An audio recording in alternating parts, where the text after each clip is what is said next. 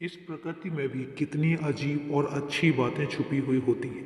कितना कुछ देती है ये हमें और हम जरा भी ध्यान नहीं देते हैं। जबकि हमारा फर्ज बनता है कि हम प्रकृति का ध्यान रखें और जितना हम उसका ध्यान रखते हैं उससे कहीं गुना अधिक प्रकृति हमें बहुत सारी चीज़ें देती है।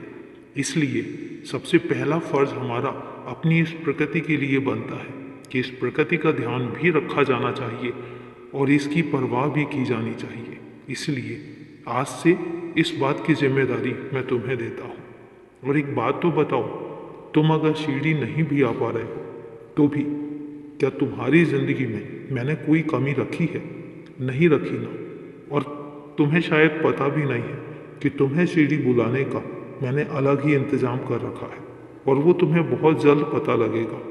मैं तुम्हें अपने अंदाज से बुलाना चाहता हूँ और तुम आओगे भी, पर तुम थोड़ा सा सब्र करो। बस थोड़ा सा वक्त है और उसके बाद तुम मेरी शिरडी पहुँचोगे। तब तक मैं स्वयं तुम्हारे पास हूँ, तुम्हारे आसपास, तुम्हारे साथ हूँ। और इसके अलावा तुम्हें क्या चाहिए?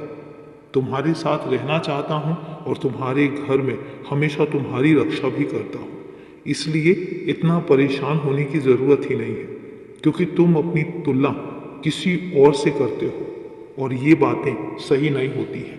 कभी भी अपनी तुलना किसी और से नहीं करनी चाहिए और ना ही कभी किया करो, क्योंकि तुमसे अधिक सफलता प्राप्त कर चुके लोग, उनकी अपनी एक जर्नी है, उनकी अपनी एक यात्रा है जिसमें उन्होंने जो अर्जित किया है वो अपनी मेहनत से, अपनी कामयाबी से।